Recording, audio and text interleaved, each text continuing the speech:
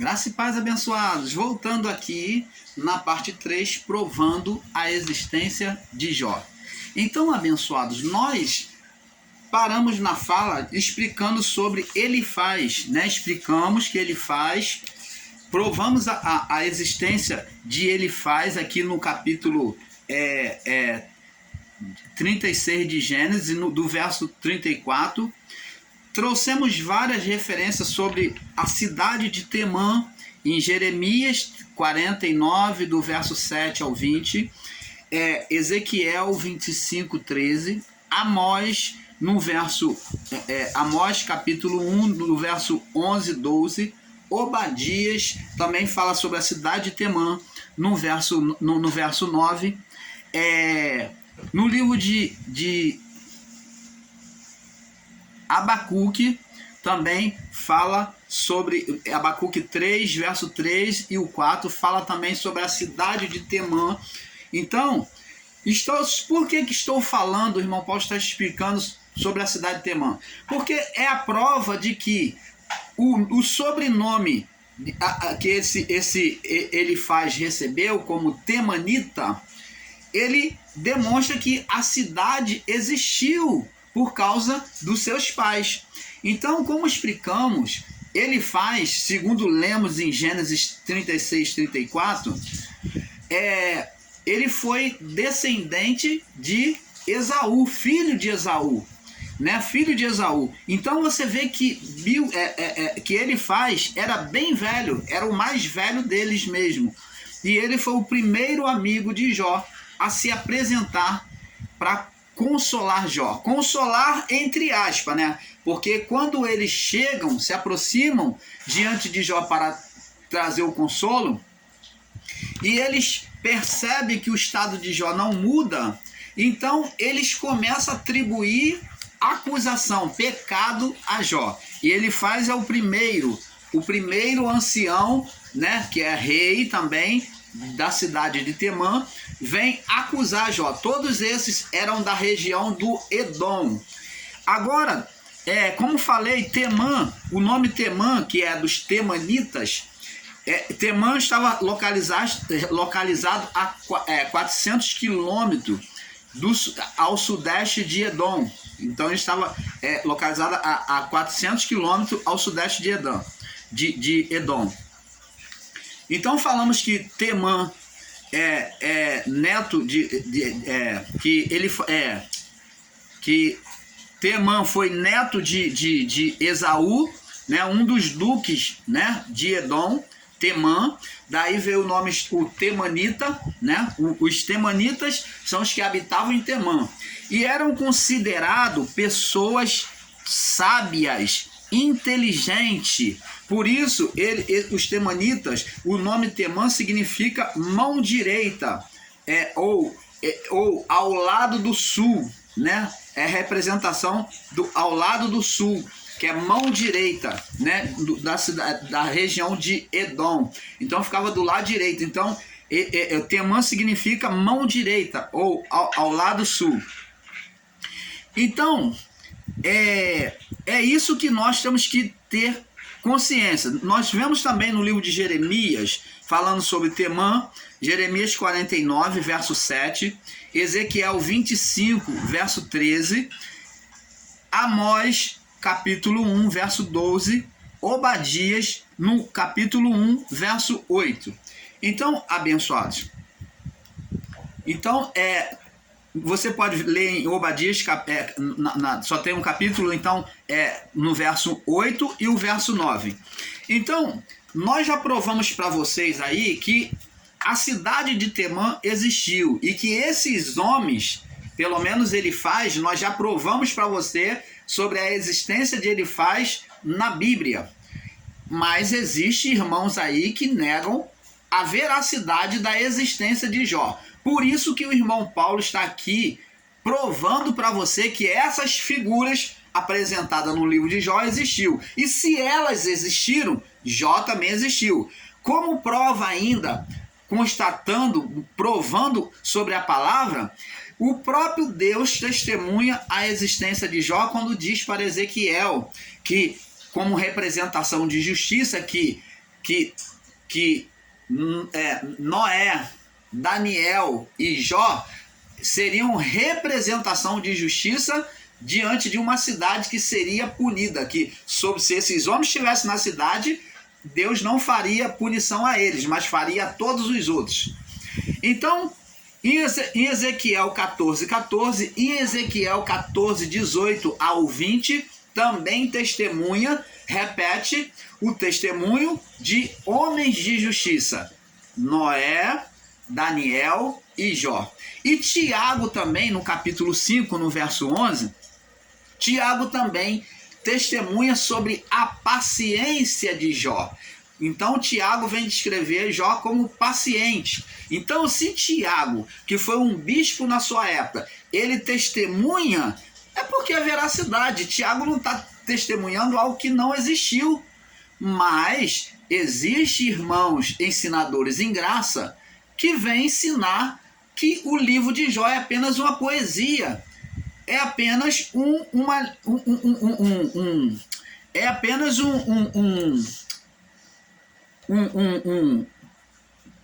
diz que são apenas personagens, são apenas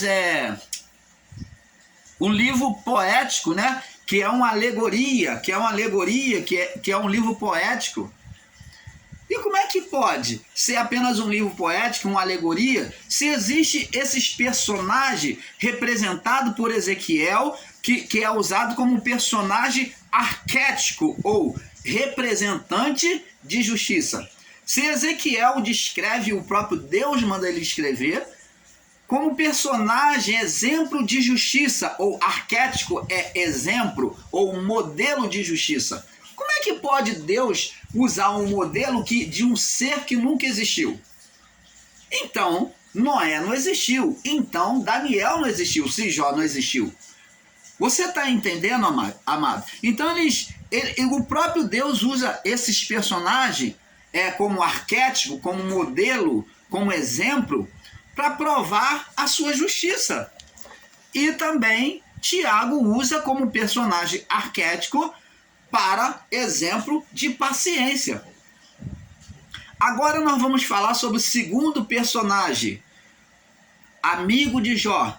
Então o primeiro foi Elifaz, já provamos a existência de Elifaz. Se Elifaz existiu, também Jó existiu. Então isso não é conto carochinha. A cidade de Uz, já provamos sobre a existência dela, né? Localizada na cidade de Edom, existe até hoje no mapa, né? Bíblico. Então diz aqui. Agora vamos falar sobre o segundo personagem, que é Bildade. Bildade, ele é conhecido como o Suíta na história de Jó. Suíta. Por que Suíta? O termo Suíta ou Sunita, né? Existe o Suíta e o Sunita, são dois povos parecidos. Então, agora nós vamos ver os sunita são uns e os suíta vão ser chamados de xiita. Os que são chamados hoje de xiita. Os suíta são chamados hoje de xiita. Mas existia o mesmo povo com um entendimento diferente dentro da sua religião, da sua fé, que tinha um costume e um entendimento um pouco diferenciado, com alguma diferença do outro povo. São tudo muçulmano, né? São tudo muçulmanos, né? Do islamismo. Então, os sunitas ou os xiitas descendem lá de Maomé, do período de Maomé. Então, Maomé, um homem sábio, nós não podemos negar a existência de Maomé. Só que Maomé, por ser um homem sábio, um homem seguidor de Deus, mas Maomé não é citado na Bíblia para nós, não foi incluído nos livros sagrados. Ele tem um livro dele, ele foi um homem de exemplo, não podemos negar a existência de Maomé e os seus feitos. Então, nós não podemos sair condenando porque não está na Bíblia, mas esse homem existiu, e foi um homem também íntegro, um homem que viveu no período antigo, no período de viveu no período depois do período de Jó, né? Ele viveu antes do período de Jó. Segundo conta a história, Maomé, que é o criador da religião são os maometanos, que são os muçulmanos, que é o islamismo. Então Bildad era um suíta. E esse suíta ou sunita vem da palavra suna. O que diz a palavra suna? Suna significa caminho trilhado ou caminho traçado. Então Maomé, ele ensinava para o povo, a sua descendência, aquilo que era bom, aquilo que ele recebeu de Deus, sobre a educação da família, sobre o comportamento do homem, sobre a convivência do homem. Então, eu vejo que, pelo meu entendimento, que Maomé, ele assumiu um pouco a figura mosaica de Moisés para o povo, que ele trouxe a lei de conduta, o ensinamento de conduta, de convivência humana. E ele também recebeu de Deus, segundo ele, recebeu 114 revelações, né? 114 revelações, e ele escreve ali no seu livro as revelações que Deus lhe deu. E ele cria-se o quê? Um livro das revelações que Deus deu. Então, segundo a história de Maomé, ele ia recebendo a revelação e ele não sabia escrever. Então ele pedia alguém que escrevesse para ele, e escreviam num pedaço de osso naquela época, num couro de animal, numa pedra. Então aquilo dali, depois os copistas foram juntando tudo e formou o livro de Maomé. Então Maomé, ele foi conhecido como o caminho, ele ensinava o caminho trilhado, caminho da conduta humana, né, diante de Deus. Apesar de não ser incluído na Bíblia, mas ele ensinava o caminho trilhado. E o Maomé foi para este povo, né, suíta, ou xiita, ou sunitas, foi para este povo como uma espécie de Jesus Cristo. Ele foi como Cristo para eles. Na cultura, na religião deles, eles foram seguidor desse conceito cristão que Maomé passava. Então ele ensinou a suna, que é o caminho trilhado. A suna foi a convivência, a forma de viver que Maomé citou e ensinou para os seus descendentes. Mas além da suna, ele também tinha as revelações de Deus. E nessas revelações foi chamado de Alcorão, que foi o livro onde ele escreveu um livro sobre aquilo que Deus pediu dele e a forma e as revelações que Deus deu a ele. Então, nesse livro chamado Alcorão, que é as revelações que Maomé recebeu de Deus, ele era um livro que veio se juntar. Então, a Sunna foi juntada a condução, a forma de viver, a cultura, a tradição de Maomé foi juntado ao Corão. Agora você vai entender. Então, existe às vezes uma divisão pela religião entre esse povo. Até já houve guerras, né? Na Palestina, no islamismo, entre os muçulmanos, entre os xiitas e os sunitas. Por quê? Por causa da religião. Vira e mexe, eles estão em guerra por causa da religião. Por quê? Maomé, ele instituiu três califas que era seguidor dele. Então, ele instituiu 4 califas que era seguidor dele, dos ensinos dele, que ficou, era os líderes, né? Era os líderes, né?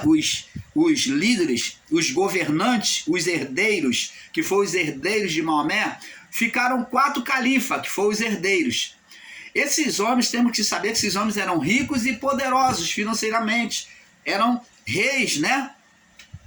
Aí o que aconteceu? Ficaram 4. E agora, eles começam, o quarto dele começa a combater a Sunna, combater a Sunna, que é o ensinamento de condução de Maomé, e não o Alcorão, as revelações. Então ele agora aceita o Alcorão como verdade divina, mas não aceita a conduta de vida pessoal de Maomé, a experiência pessoal, os ensinos da conduta de vida. Então ele rejeita a Sunna e aceita somente o Alcorão. Então aí começa a haver uma divisão dentro da religião dos muçulmanos, no islamismo. Então eles agora dividem os xiitas e os sunitas.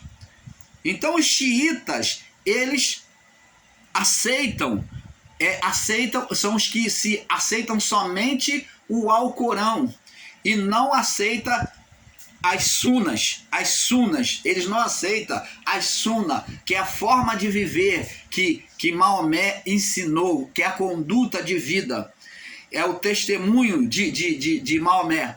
Agora, já os sunitas, eles aceitam tanto as sunas como o Alcorão, aceitam as duas coisas. Então há uma divisão entre eles por parte da Sunna, de não aceitarem os xiitas, que é lá do Irã, né? Os xiitas, que a maioria é do Irã, né? E eles não aceitam a Sunna, somente o Alcorão. Então, o irmão Paulo está explicando isso para que você entenda. Vamos ver que os 3 amigos de Jó eram mais velhos que Jó. Vamos lá no livro de Jó. Vamos testemunhar isso no livro de Jó, para não ficar na minha palavra, porque o irmão Paulo falou aqui, irmão, os 3 amigos de Jó eram mais velhos que Jó. Então tudo isso o irmão Paulo busca com profundidade, para não ficar aqui fazendo conjectura e falando de mim mesmo. Então eu não estou falando com veracidade, com certeza daquilo que estou ensinando. Jó capítulo 15, no verso 10. Vamos ver se os amigos de Jó eram mais velhos que ele. Diz assim: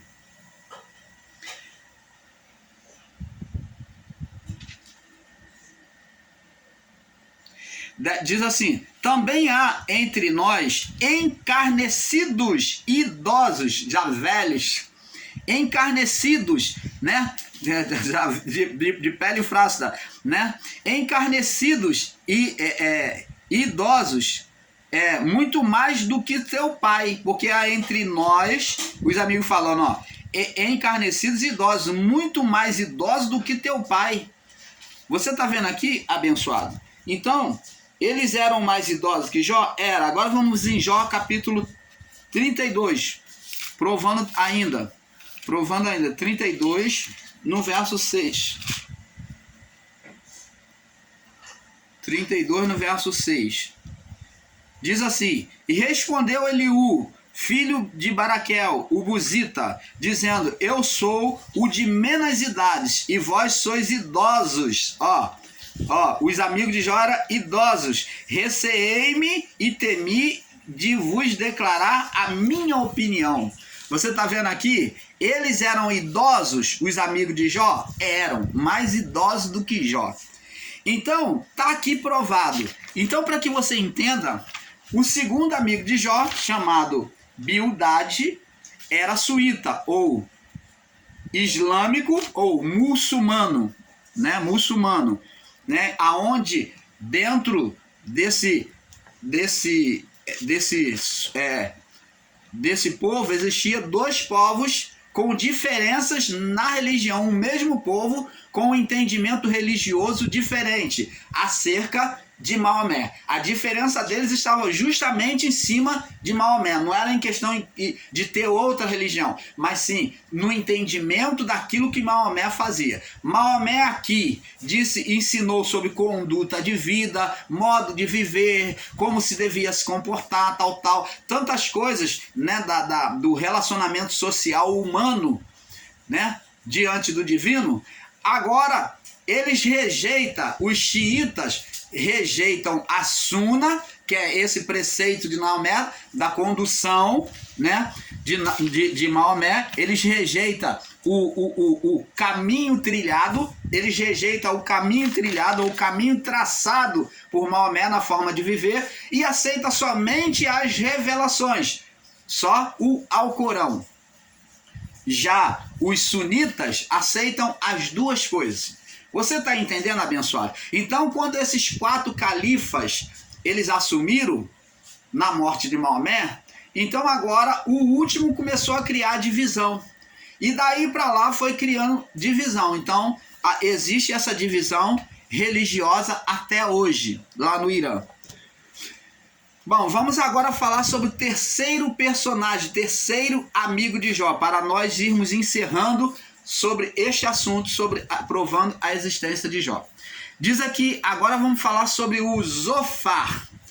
Zofar significa... Zofar, ele foi chamado de Namaatita, ou Namá era uma pequena cidade na região de Edom, né, na Arábia Saudita. Então, Namá era uma pequena cidade na região de Edom. E o nome Namá significa áspero. O significado do nome Namá significa áspero. Então, Zofar era da cidade de Namá. Aliás, ele era namatita. O nome Zofar, me perdoe, o nome Zofar significa áspero. A tradução do nome dele significa áspero, Zofar. Não Namá, me perdoe. Quero fazer essa correção. No livro de Josué, capítulo 15, no verso 41, vamos ver aqui no livro de Josué, capítulo 15, no verso 41. Deixa eu ver aqui se eu acho aqui. Peraí. Josué, capítulo 15.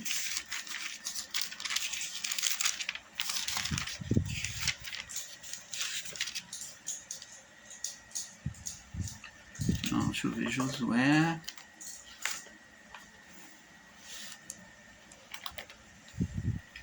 Josué, capítulo 15. Juízes.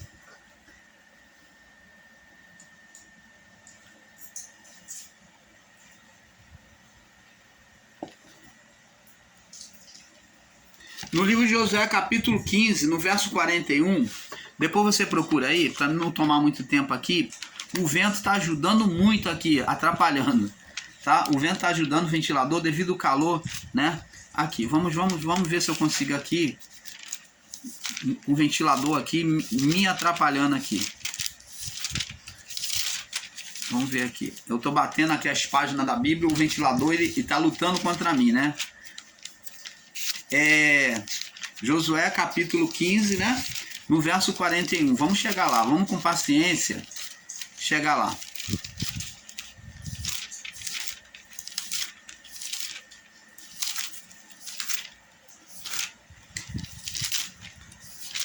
Aqui, ó. Consegui aqui. Capítulo 15, no verso 41. Deixa eu segurar aqui por causa do vento, que o vento tá a luta tá grande aqui. Verso 41, deixa eu segurar aqui. Diz assim: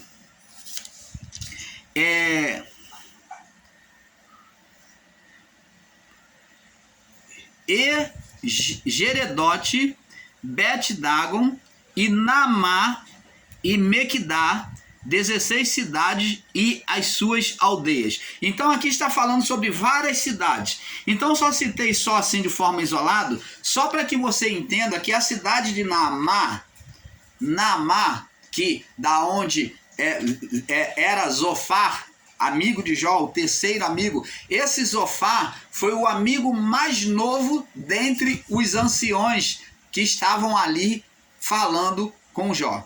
Então, esse mais novo era mais velho que Jó. Vai entendendo. O mais novo, que é o Zofar, era mais velho que Jó. Então, você vê que idade tinha Elifaz, que idade tinha Bildade, né? Então, você vai entendendo. Então, vai vendo que idade tinha Elifaz e que idade tinha Bildade. Então, Namá existiu? Existiu. Tá aqui, ó, verso 41. e Gederote, Bet-Dagon, e Naamá e Mequidá, 16 cidades e as suas aldeias. Então tá aqui, o irmão Paulo não está falando abobrinha. Essa cidade existiu? Existiu. E como é que Jó não existiu? Então, essa cidade foi dada por herança. Ela mostra que no livro de Josué, se você acompanhar essa cidade de Naamá, ela foi dada por herança à tribo de Judá. Ela foi dada por herança à tribo de Judá. Talvez Zofar tenha sido descendente de Naamá. Naamá. Quem foi Naamá? Essa é a pergunta. Vamos ver quem foi Naamá? Na Bíblia está também. Tem tudo isso na Bíblia. É só ler, é só estudar, é só perder um pouco de tempo para poder conquistar aquilo que é o entendimento perfeito. Então vamos ler no livro de Gênesis, capítulo 22, no verso... Gênesis capítulo 4, me perdoe, capítulo 4, no verso 22. Irmão Paulo trocou as bolas aqui. Então, Gênesis 4, 22, diz assim: e Zilá, que deu à luz a Tubal-Caim,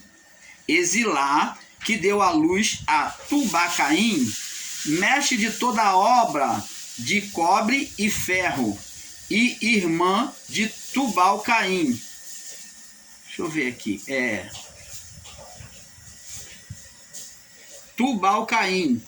Então, nós vamos ver que Tubal-Caim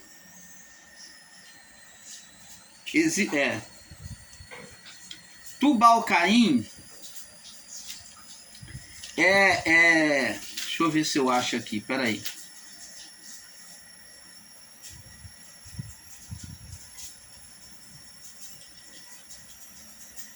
Tubal-Caim Zilá também deu à luz a Tubal-Caim, mestre de toda a obra de cobre e ferro. Diz aqui, peraí.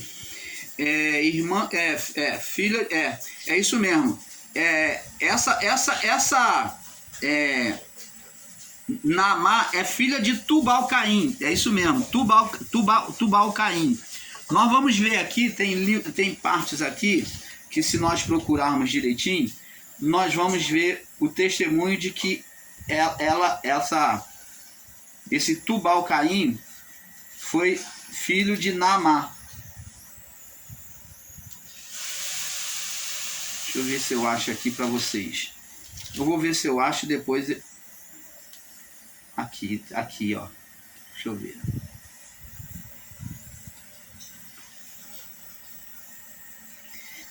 O princípio da renda.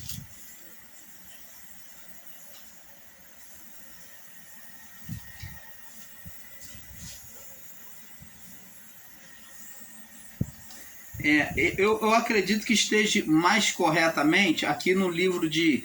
Uma referência ainda maior, aqui no livro de Gênesis, no capítulo...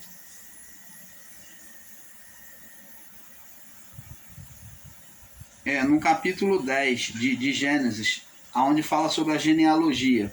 Nós vemos aqui, para não tomar muito tempo, nós vamos pular essa parte. Então está aqui já aprovado para vocês algumas coisas. Então vamos prosseguir aqui para não tomar muito tempo. Então Zofar, o último amigo de Jó a falar, pois